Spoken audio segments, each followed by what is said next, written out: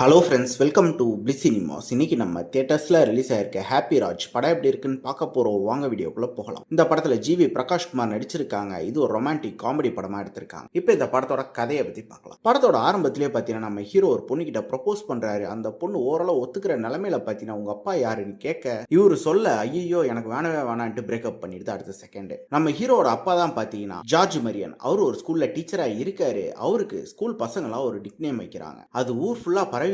அந்த பேரை சொல்லி தான் ஊரே கூப்பிடுது. அதை அவர் அசிங்கமா நினைக்கிறாரு. அது மட்டும் இல்லாம அவரோட பையன்றனால அதே பேரை இவருக்கும் யூஸ் பண்றாங்க. அது நம்ம ஹீரோக்கும் பிடிக்கல. இந்த மாதிரி சிச்சுவேஷன்ல நம்ம ஹீரோ பயங்கர வெக்ஸ் ஆயிடுறாரு. ஒரு கட்டத்துல பெங்களூர்ல வேலை கிடைக்குது. பெங்களூரும் போறாரு. போயிட்டு அங்க ஒரு பொண்ணு இவரை பார்த்து லவ்வும் பண்ண ஆரம்பிக்குது. ரொம்பவே பணக்கார வீட்டு பொண்ணு.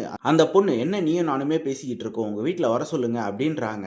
முதல்ல யோசிக்கிறாரு, ஐயோ திருப்பி அதே பிரச்சனை வந்துட போகுது அப்படின்ட்டு. அதுக்கப்புறம் போட்டோ காட்டுறாரு. இல்ல நீ கூட்டிட்டு வா, வீட்டுல ஃபங்க்ஷன் இருக்கு, கூட்டிட்டு வா அப்படின்றாங்க. ஃபங்க்ஷனுக்கு நம்ம ஹீரோவும் அவங்க அப்பா அம்மாவை கூட்டிட்டு வர்றாரு. அதுக்கப்புறம் நடக்கிற சம்பவங்கள்லாம் என்ன, கடைசியில என்னதான் ஆச்சு அப்படின்றது தான் இந்த படத்தோட மொத்த கதையே. இப்போ இந்த படத்தோட பாசிட்டிவ் நெகட்டிவ் பத்தி பார்க்கலாம். ஃபர்ஸ்ட் பெர்ஃபார்மன்ஸ் சொல்லியே ஆகணும். அதுவும் ஜார்ஜ் மரியம் அவங்களோட பெர்ஃபார்மன்ஸ் ஒரு சூப்பரான பெர்ஃபார்மன்ஸ். பல படங்கள்ல அவங்களோட பெர்ஃபார்மன்ஸ் பார்த்திருக்கோம். அதே மாதிரி இந்த படத்துலயும் அல்டிமேட்டா பண்ணிருக்காங்க. படத்தையே ஹோல்ட் பண்றாங்கன்னு சொல்லலாம். அவங்கள சுத்தி தான் கதையே நகருது. அதே மாதிரி ஜிவியோட பெர்ஃபார்மன்ஸ் ஓரளவு நீட்டா பண்ணிருக்காரு. ஹீரோயினும் ஒரு சூப்பரான பெர்ஃபார்மன்ஸ் கொடுத்திருக்காங்க. அதே மாதிரி படத்துல நடிச்ச எல்லாருமே நீட்டான பெர்ஃபார்மன்ஸ் கொடுத்திருக்காங்க. படத்துல இருக்க எமோஷனல் பாண்டிங் ஓரளவு நீட்டா ஒர்க் அவுட் ஆயிருக்கு. குறிப்பா செகண்ட் ஹாஃப் பொறுத்தவரை அது நீட்டாவே ஒர்க் அவுட் ஆயிருக்கு. படத்துல இருக்க காமெடி போர்ஷன்ஸ் அங்கேயும் இங்கேயுமா ஒரு சில இடங்கள் நல்லாவே ஒர்க் அவுட் ஆயிருக்கு. பல இடங்கள்ல கிரிஞ்சா இருக்கவும் தான் செய்யுது. ஹீரோ ஹீரோயின் நடுவில் இருக்க ரொமான்டிக் போர்ஷன்ஸும் நல்லாவே இருக்கு. அதே மாதிரி நம்ம அப்பா பையன் நடுவில் இருக்க பாண்டிங் ரொம்ப நீட்டாவே காமிச்சிருக்காங்க. டெக்னிக்லயும் பாத்தீங்கன்னா படம் சவுண்டா இருக்கு. Cinematography, sound effects, BGM, songs எல்லாமே ஓரளவு நீட்டா பண்ணிருக்காங்க. ஸ்கிரீன் பிளேஸ் பாத்தீங்கன்னா ஃபர்ஸ்ட் ஹாஃப் பொறுத்தளவு பாத்தீங்கன்னா படம் பயங்கர டெம்ப்ளேட்டா போகுது. காமெடி மட்டுமே வச்சிருக்காங்க.